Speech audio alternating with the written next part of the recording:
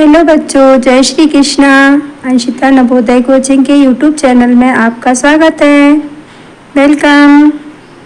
चलिए बच्चों, आज अपन एक नया चैप्टर चालू कर रहे हैं। इसका नाम है गुणज गुणनखंड, है ना। इसको गुणज को दूसरा शब्द होता है क्या? अपवर्त्य, गुणज के लिए। और इंग्लिश वर्ड होता है मल्टीपल। शायद आप लोगों ने स्कूल में तो पढ़े ही होंगे। गुणज, अपवर्त, ये शब्द बच्चों याद रखिएगा। इसमें ना बच्चे बहुत कंफ्यूज होते हैं। नोट कर लीजिएगा, अपवर्त और मल्टीपल्स। ऐसी संख्याएं जो दी गई संख्या से पूर्णतया विभाजित हों, उस संख्या के गुणज होते हैं। देखिए, जैसे मैंने एग्जाम्पल लिखा हुआ है, आपको लिखना है 4 के गुणज। तो क्या होंगे 4 के गुणज? मतलब 4 का टेबल, उसके मल्टीपल्स। 4, 8, 12, 16, 20 अनंत तक जाते जाएंगे। आप 4 4 4 प्लस करते जाइए, आपका टेबल बनता जाएगा अनंत तक, है ना बच्चों। अच्छा, इसे सरल भाषा में हम आप समझ सकते हैं। बिल्कुल सरल भाषा में कहें तो क्या कहेंगे? किसी भी संख्या का टेबल उसके गुणज या अपवर्त कहलाते हैं। ठीक है ना। अब ये बहुत अच्छे से आपको याद रखना है बच्चों। ये चीजें कई बार आपको आती हैं और इसमें बहुत काम आएंगी। याद रखिएगा, अच्छे से 2-3 बार पढ़ लीजिएगा। जैसे फर्स्ट नंबर पर मैंने लिखा है, सबसे छोटा गुणज वह संख्या स्वयं होती है। अभी आपने देखा, जैसे मैंने 4 के गुणज लिखे तो सबसे फर्स्ट गुणज क्या आया? 4 ही आया ना।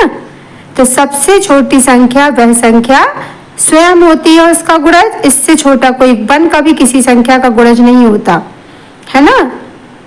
सबसे बड़ा गुणज बताना संभव नहीं है, क्योंकि गुणज अनंत तक हो सकते। आप बिल्कुल 4 4 अगर 4 के बना रहे हैं, 4 4 4 अनंत तक प्लस करते जाइए। ठीक है ना। थर्ड, किसी संख्या का पहला अपवर्त वह संख्या स्वयं। और अपवर्तों की संख्या अनंत होती है। अगर हमसे पूछे जाए 4 के कुल कितने अपवर्त होंगे, तो यह हम नहीं बता सकते हैं, क्योंकि 4 के अनंत तक अपवर्त हो सकते हैं। ठीक है ना बच्चों, ये होते हैं अपवर्त या गुणज, मल्टीपल्स इंग्लिश में कहते हैं। नेक्स्ट आता है गुणनखंड किसे कहते हैं। मैंने लिखा हुआ है गुणनखंड, या इसका दूसरा नाम होता है अपवर्तक। दोनों वर्ड में बहुत अंतर है। वो होता है अपवर्त, ये होता है अपवर्तक। इंग्लिश में कहते हैं फैक्टर। ऐसी संख्याएं जो दी गई संख्या को पूर्णतः विभाजित कर दे, उस संख्या के गुणनखंड होते हैं।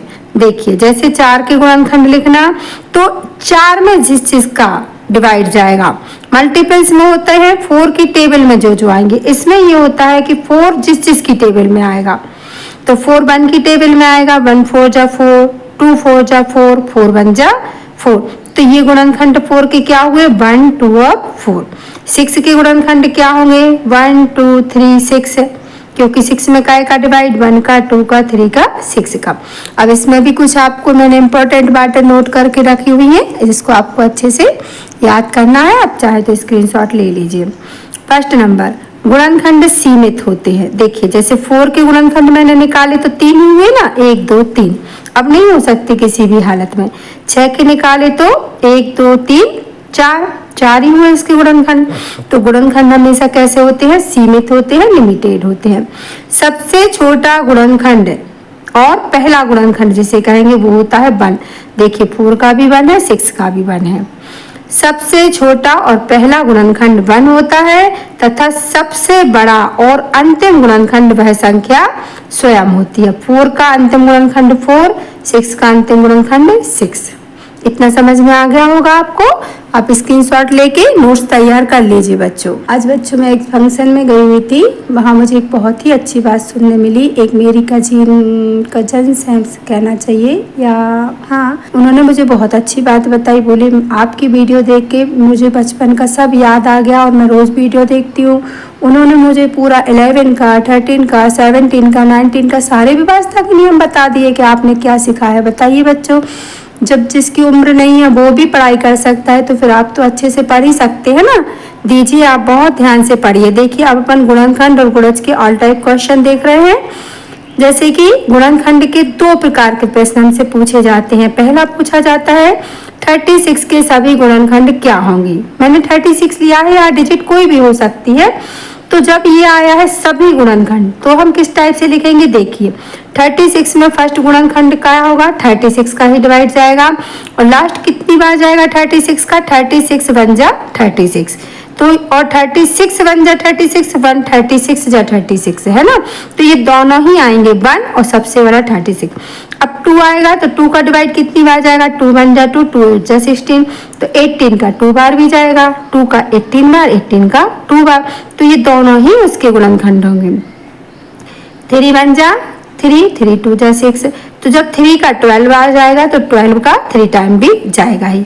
4 का सबको पता होगा, 4 9 जा जाएगा ना, 4 का 9 टाइम, 9 का 4 टाइम, 5 का जाता नहीं है, 6 का कितने टाइम जाएगा, 6 6 जा 36, 7 का जाता नहीं है, 8 का जाता नहीं है, 9 से अपन ने लिख लिए। तो इस तरह आप एक साइड के लिखेंगे और दूसरी साइड के आपको स्वयं आ जाएंगे जब आप इसका इसमें डिवाइड देते जाएंगे, तो आपको बड़े गुणनखंड अपने आप। अब आपको पूछा है क्या होंगे, है ना, सभी गुणनखंड क्या होंगे, तो 1 2 3 4 6 9 12 18 और 36, ये किसके गुणनखंड होंगे, 36 के सभी गुणनखंड होंगे। चाहे तो हम आंसर डाल के अब इनको पास पास लिख सकते, 1 2 3 4 6 9 12 18 और 36 कॉमा लगा दीजिए, ये सारे इसके गुणनखंड होंगे। सेकंड क्वेश्चन मैंने लिया है, देखिए अब आया है, अभी पूछा था गुणनखंड कितने होंगे, अब हमें क्वेश्चन आ गया अभाज्य गुणनखंड कितने होंगे। बच्चों ध्यान दीजिएगा, तो अभाज्य गुणनखंड में हमको ऐसे जो एलसीएम वाली विधि होती है ना, ये करना पड़ती है, इसमें ये वाले टाइप से नहीं लिख सकते हैं, क्योंकि इसमें ये 6 भाज जा रहा, 4 भाज जा रहा, 9 12 सब भाज्य है, और हमसे पूछा है अभाज्य, तो इसमें हमेशा अभाज्य संख्याएं ही आएंगी, जैसे 2 सबसे छोटी अभाज्य संख्या होती ना, हम डिवाइड देंगे, 2 1 जा 2, 2 8 जा 16, फिर 2 का 2 9 जा 16, फिर 3 का 3 3 जा 9, फिर 3 1 जा 9, तो 36 के अभाज्य गुणनखंड क्या होंगे, इनको मल्टीपल्स में लिख देते, 2 मल्टीप्लाई 2 मल्टीप्लाई 3 मल्टीप्लाई 3, ये होगा इसके अभाज्य गुणनखंड, 2 मल्टीप्लाई 2 मल्टीप्लाई 3 मल्टीप्लाई 3, ये इसका क्या हो जाएगा आंसर। जब हमें अभाज्य निकालना है, और भाज्य में तो हमने ये भाज्य अभाज्य जब पूरे पूछे गए तो ये वाला आ गया था, लेकिन अभाज्य में इस टाइप से आएंगे, अभाज्य में ऐसे नहीं लिख सकते, है ना। अब देखिए नेक्स्ट क्वेश्चन लेते हैं, पूछा गया है 36 के सभी गुणनखंड कुल कितने हैं, तो अभी हमने निकाले थे, कुल सभी पूछे गए हैं, तो हमें अभाज्य से नहीं निकालना, पूरे ही लिखना है। 2 का 18 टाइम, 3 का 12 टाइम, 4 का 9 टाइम और 6 का 6 टाइम, जब 2 बार जा रहा है तो 6 हम एक ही बार लिखेंगे, 6 6 जा नहीं लिख दीजिएगा। अब हमारा आंसर ये नहीं होगा, हमारा आंसर क्या होगा, क्योंकि हमसे पूछेगा कुल कितने हैं, शब्दों पे ध्यान देना है बच्चों, तो हमें इसकी संख्या बतानी है गिनती की कितने हैं, तो 1 2 3 4 5 6 7 8 9, कितने हैं 9 है, तो आंसर क्या आएगा हमारा 9 गुणनखंड है ना, ये ठीक है ना बच्चों। अभी आता है 36 के सभी गुणनखंडों का योग क्या होगा। थोड़ी सी चेंज होते जाते हैं, बस आपको क्वेश्चन पर ही क्वेश्चन टिक करना होता है। जब तक आप क्वेश्चन ठीक से नहीं पढ़ेंगे, क्वेश्चन पे कॉन्सेंट्रेट नहीं करेंगे, आपका क्वेश्चन सही नहीं हो सकता। अब 36 के गुणनखंडों का योगफल क्या होगा, क्या पूछ ले योग, तो वही हम पहले 36 के क्या लिखेंगे, गुणनखंड 1 का 36 टाइम, 2 का 18 टाइम, 3 का 12 टाइम, 4 का 9 टाइम और 6 का 6 टाइम। अब हमसे पूछा इनका योगफल क्या होगा, तो हमें इनको क्या करना पड़ेगा, जोड़ना पड़ेगा। कैसे जोड़ सकते हैं बच्चों, जैसे हम 36 को 4 दे रहे हैं तो कितना हो गया 40, है ना। 18 को 12 दे दीजिए, 18 और 12 कितने हो गए 30। 9 को 1 दे दीजिए, 9 और 1 कितने हो गए 10। अब इनको जोड़ लीजिए, 6 और 3 9 और 2 11। अब सबको जोड़ दीजिए, 40 30 70 80 90 और 91 91, ये हो गया हमारा आंसर 36 के कुल गुणनखंडों का योग। इस तरह हमें एक ही प्रश्न है लेकिन कई प्रकार से उसको हमसे अलग अलग उसमें पूछा जाता है, जो हमें ध्यान रखना है कब क्या पूछ रहे हैं। अच्छा, अब देखिए 36 के सभी गुणनखंडों को घातों के रूप में प्रदर्शित करें। घात मीन्स होता है पावर, इसका अलग से चैप्टर है, वो मैं अभी पढ़ाऊंगी आपको, लेकिन अभी थोड़ा देख लीजिए। 36 के सभी गुणनखंडों को घातों के रूप में, जब घातों में पूछा तो हमें इसके अभाज्य गुणनखंड निकालने पड़ेंगे। ये हमने अभाज्य गुणनखंड निकाल दिए। अब हमें इसका आंसर लिखना है घातों के रूप में। तो अभी अपन ने लिखा था 2 × 2 × 3 × 3। अब ऐसा नहीं लिखेंगे, अब लिखेंगे 2 × 2, 2 बार है ना, तो 2 के ऊपर 2 की पावर, यही कहलाती है हिंदी में घात। मल्टीप्लाई 3 भी 2 बार है, तो एक 3 लेंगे, इसके ऊपर भी 2 की पावर। ये हो गया घातों के रूप में आंसर। जितनी बार जो डिजिट आती है उतनी की पावर लगा दी जाती है, तो ये हो जाता है अपना घात। 2 के ऊपर 2 की पावर, 3 के ऊपर भी 2 की पावर, क्योंकि 3 भी 2 टाइम है। ये घातों के रूप में आंसर हो गया। ठीक है ना बच्चों, नेक्स्ट देखते हैं। लास्ट बच्चों, चैनल को सब्सक्राइब कर लीजिए, लाइक कर लीजिए, बेल आइकन को दबा दीजिए। अगर आप नए हैं तो है ना, घंटी को आपको दबा लेना है, तो आपको फटाक से नई वीडियो जैसे ही डलती है आपके पास शो हो जाती है। 24 और 36 के उभयनिष्ठ गुणनखंड क्या होंगे? अब कौन सा शब्द आ गया भाई हमें? उभयनिष्ठ शब्द आ गया। उभयनिष्ठ क्या होता है देखिए मैं बताती हूँ। सबसे पहले तो हमें गुणनखंड लिखना है। आते हैं ना 24 की, क्या लिखेंगे? 1 का जाएगा कितनी बार? 24 बार। 2 का जाएगा 12 बार। 3 का 8 बार जाएगा ना, 3 8 24, 4 का 6 बार और 6 का 4 बार, यानी कि हो गए। 5 का जाता नहीं है, 7 का जाता नहीं है, 24 में डिवाइड। ये वही डिजिट लिख रहे हैं जिनका इसमें डिवाइड जाता है। अब लिखेंगे 36 का। 1 का जाएगा 36 टाइम। 2 का जाएगा 2 1 जा 2, 2 8 जा 16, 18 बार, 18 दूनी 36।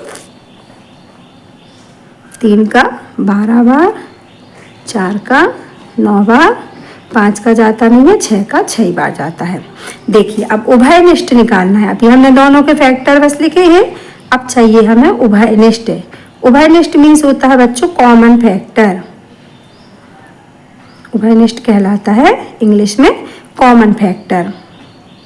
ये देखिए आप ध्यान से कर लीजिएगा। तो अब कॉमन फैक्टर उभयनिष्ठ क्या होंगे? ऐसे होंगे। देखिए 1 इसके पास है, 1 इसके पास, तो 1 हो गया उभयनिष्ठ। उभयनिष्ठ मीन्स जो दोनों के पास हो।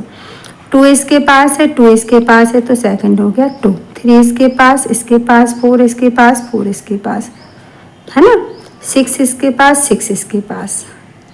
अब इसके बाद 12 इसके पास, 12 इसके पास। 8 है लेकिन इसके पास नहीं है, 9 इसके नहीं, 12 दोनों के पास, तो 12। अब 24 इसके पास नहीं है, 18 इसके पास नहीं है, 30, तो ये होगा इसके उभयनिष्ठ। आंसर आ गया हमारा 1 2 3 4 6 एंड 12। ये क्या है? 24 और 36 के उभयनिष्ठ गुणनखंड, ये हमारा आंसर हो जाएगा बच्चों। चलिए बच्चों, ऑल द बेस्ट। और चैनल को सब्सक्राइब करना है, लाइक करना है, बेल आइकन को दबाना है और दूसरों को शेयर करना है। ठीक है बच्चों, नेक्स्ट वीडियो में मिलते हैं इसी के। अभी अपन ने गुणनखंड पढ़े हैं गुणजों के साथ, बहुत अच्छे से सिखाऊंगी। ऑल द बेस्ट बच्चों, नेक्स्ट वीडियो का इंतजार कीजिए।